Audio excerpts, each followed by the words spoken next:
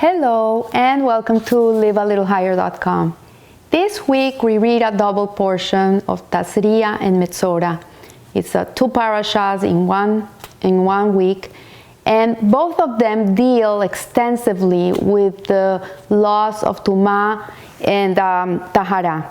And so these laws of tuma and tahara are very complicated to explain. Like in English you would say pure and impure. Something that is tuma means that it's impure, and tahara means the process in which a person goes through to be able to become cleansed again. But in reality, there's no true translation from these two words that really encapsulate the meaning of what they really mean. And so Rabbi Adin Steinsveld, in his book Talks on the Parasha, he gives an extensive, very elucidated way of looking at it and very practical. And he says that throughout the Torah, ever since the world was created and men, Adam and Eve, sinned from the tree of knowledge, that they ate from this forbidden tree, these two opposite poles have come into the world. And what it really means, I heard a Rebbetzin once say, that the real meaning of, like how we can explain it in words, is that when a person has tuma, what it really means is that the energy flow is obstructed, and so this person is not being able to receive the godly flow of life. Like he's alive and he's going around and about, but the energy that sustains him doesn't come from he cannot internalize, so he becomes blocked, and the sensitivity to godliness becomes blocked. This is what it really comes to mean in practical terms. So Rabbi Steinsveld says that throughout the Torah, from the Genesis onward, the world is divided in two poles, in between life and death, and correspondingly good and evil. So there's two extremes, life and death, good and evil, and there's all these gray in between. And he says here that life and good, death and evil, these matters are presented to us as the two extremes of existence, and every other elements of existence fall on the spectrum between these two poles. So these two parashas, these two sedras that we read this week really begin with the loss of a childbearing woman. It starts with giving birth, and how a woman, when she gives birth, she becomes tuma, and then it goes to expound on a person that says lashon hara, that a person that talks something that is evil speech, that things he shouldn't say about someone else. And there's a whole book about it that you can buy. It's called The Laws of Lashon Hara from the Hovetz Haim. I really encourage everybody to learn it, of what is proper speech and what is not proper speech. And then it goes to talk about this person that when he says something he shouldn't say, and he gets this malady in his skin, which is called saras, and he becomes a metzora. And these are all spiritual terms, and this thing of saras is compared to leprosy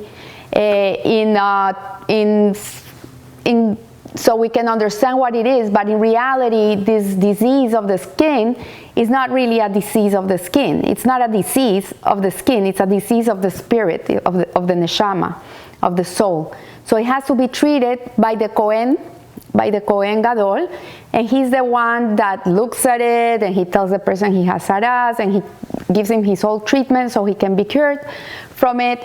And this is something that used to happen when the Beit HaMikdash was standing. Today we don't have this. We don't have these saras. We would be all walking around with it. And it comes to a person that is very holy, that comes from a very high spiritual level. So since we're not in that level today, we don't get this malady. And then it would come to their clothes, and it would spread to their homes, and the whole thing. And it talks also about animals that become impure and how to make them pure. And it's all this talk about purity and impurity, which in reality, this is not what these two words really mean. So death is presented in our books, in the Jewish books, in the Torah, not as a normal, natural phenomenon, but as a result of sin. So when God created Adam and Eve, they were supposed to live forever. This was the plan A.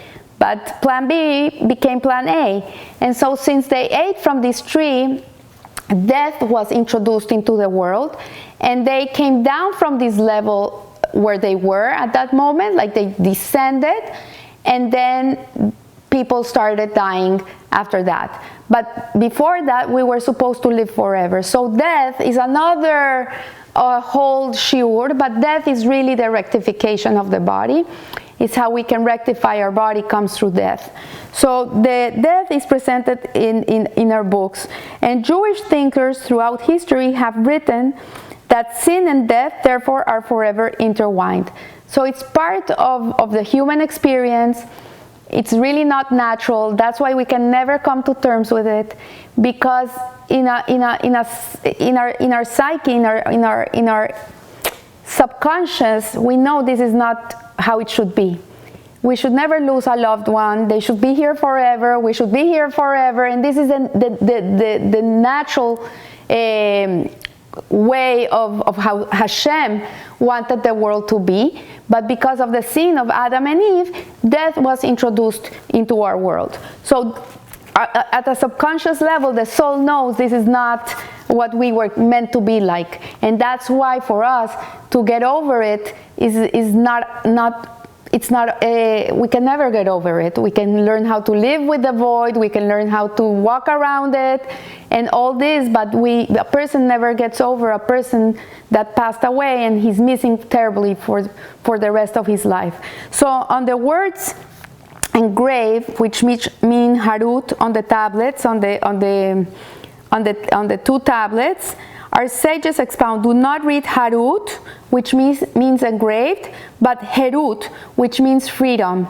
And for no man is truly free unless the angel of death has no power over him. And the day that Mashiach comes, that we're going to live forever, this is the plan. Hopefully one day we'll be able to get there. Then death will disappear from the world, because then we're going to be in our pristine state, and it's something that it's not going to be necessary. So it says here that likewise the relationship between tuma and tahara can be explained on the basis of this division.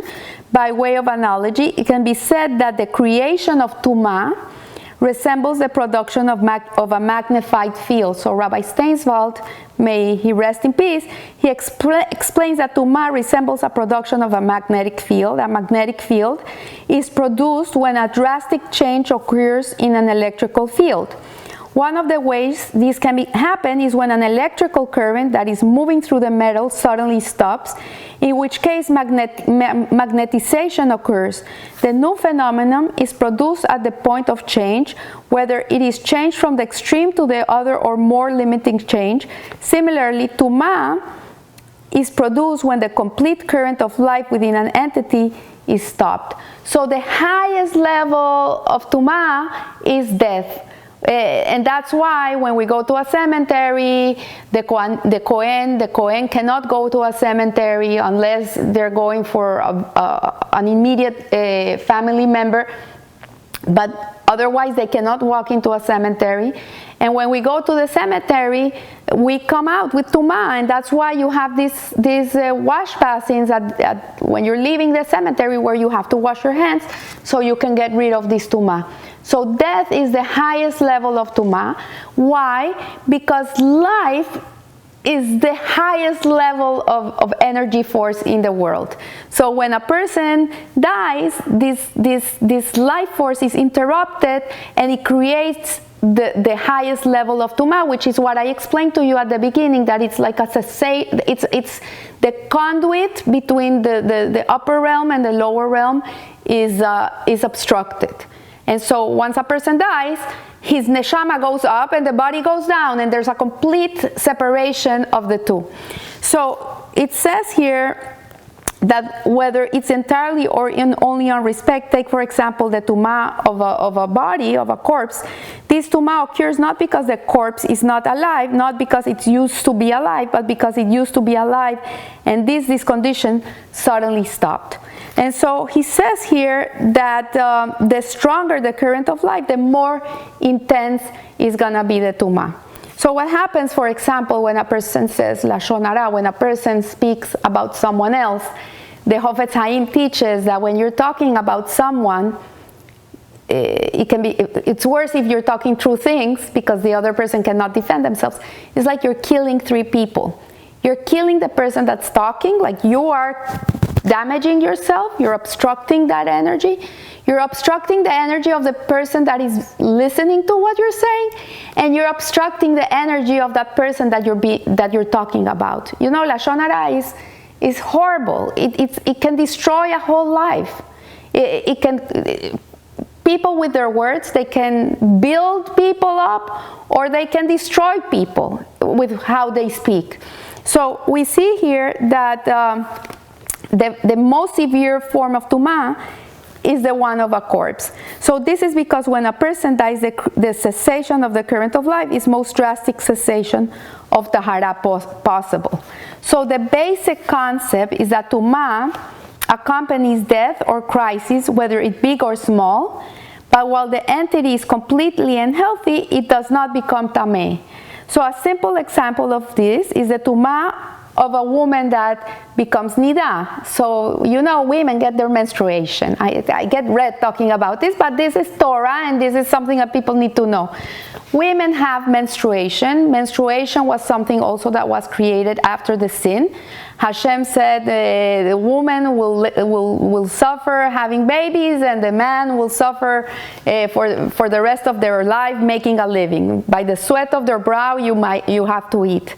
And so this is part of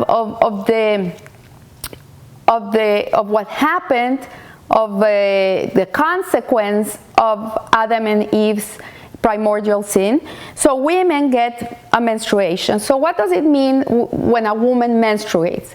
So what happens is that she has an egg, she has a potential life. That egg is potential life. And the moment that she menstruates, it's like a type of death. That potential that was supposed to come to the world is cut off.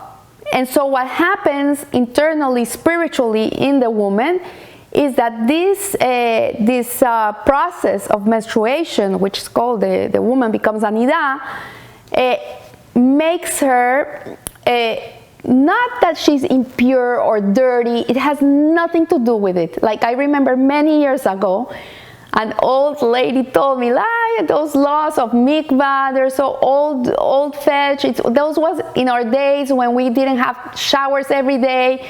So once a month we got to go to the mikvah. But today you get a shower every day. You don't need a mikvah. So this is not really what the mikvah does. The mikvah, in order to get into the mikvah, you have to be squeaky clean. It's not that you're going into the mikvah and you're going to be cleansed. You need to be squeaky clean before you get in. So really, what happens when a woman menstruates is that there's death inside of her. She's getting rid of this potential of life. It's not in the degree of a corpse where the life force is completely cut, but this process of getting rid of this potential life creates in a woman an obstruction, a flow of energy from the heavenly world to the lower world, where she becomes like she's not completely connected. So she has to go through this whole process where she has to count her days. She has to count at least 5 days of menstruation, and from then on she has to count 8 clean days, and then on the 8th day she can go to the mikvah and she goes inside, and then she's pure again to go to her husband. She's tahor, she's tameh. So we see here that this tuma that is connected to the life that is part of the woman's menstrual cycle is connected to the destruction not of actual life but of the loss potential of fertilization. And that's why a woman needs to go to the mikvah. And so we say here also that according to the Torah, the white spots of the person that has saras, that did lashon hara, and suddenly he starts getting these white patches on his skin, also shows that there's a cessation of life force coming through him. There's something that is obstructing him, that is not flowing. And that's why he's rendered that he's he has saras, he's a tazria, and he's tuma. He's not whole, pure. That's the word they use, pure. But in reality, it's not pure. It's that there's an obstruction of divine flow within him. So he has to go through this whole thing to be able to be cleansed from that. And so Rabbi Steinsvold finishes saying something beautiful, that also when a woman gives birth, and this is how the parasha begins, is with a woman gives birth. And so it deals with the woman becomes also tuma, a woman that has just given birth. The husband cannot touch her. She becomes tuma, like if she has the period. And so he cannot touch her, and there's a whole process. I'm not going to go through it, but the days that she has to count until she's pure and go to the mikvah again, and then she's going to be okay. But what it means is that when a woman gives birth, it's like a life and death situation. So imagine a woman is carrying a baby for I don't know, 40 weeks. In my days it was 9 months, now it's 10 months. They count by weeks now. But she's carrying life within herself. She's not only carrying life within herself, she's also maintaining her own life for all this time. She's feeding herself, she's feeding the baby, like there's a whole thing going on when a woman is pregnant. There's a whole divine energy process that is going inside of her. And so the moment that she gives birth is like something died within her. That like there's like a disconnection between this baby that she's carrying within herself, and suddenly this baby is not part of her anymore. It comes out to the world. So again, it's the same disconnect from the divine to the lower realm. There's a disconnect there, and then it says that the highly charged experience of childbirth and the fall from this high shortly thereafter derive from various aspects of the experience. Like imagine, it's not only carrying a physical baby, but also a neshama is coming down when a baby is being born. That the soul is being implanted in this baby. There's a whole spiritual experience going around. And so first of all, the birth itself is an incredible miracle. It's miraculous. If we look at it, I've been in the birth of 2 of my grandchildren, and it's really life-changing. If you don't believe in Hashem, like go and witness a birth, because there's no other explanation for it. You see a baby is born and he's all blue and he looks like a rubber thing, and suddenly this breath of life comes inside of him, and then he starts getting rosy, and then it's this creature, this baby that has a life within, and 2 seconds before you saw it was a rubbery, like lifeless thing. It's unbelievable. So we see here that one life is growing and developing inside another. We often take this for granted, and we know how it happens and assume that it's natural. So in our world, in our realm, we think just childbirth, that's the most natural thing of all. That it's natural. It happens to everybody. Like it's so natural. It's something part of life. Like death, we think it's normal, and it's not. It's not normal. Like spiritually, we know that there's something wrong. This shouldn't be happening. So this is the same in the other extreme of birth. We see, in truth, the whole phenomenon of pregnancy, in which a woman bears 2 lives that suddenly separate from each other, is nothing short of a miracle. And we hear a sense of wonder in Eve's exclamation when she gave birth to Cain, her first son. In her excitement, she says, "I have acquired a man together with God." I have acquired a man together with God. This is in Bereshit.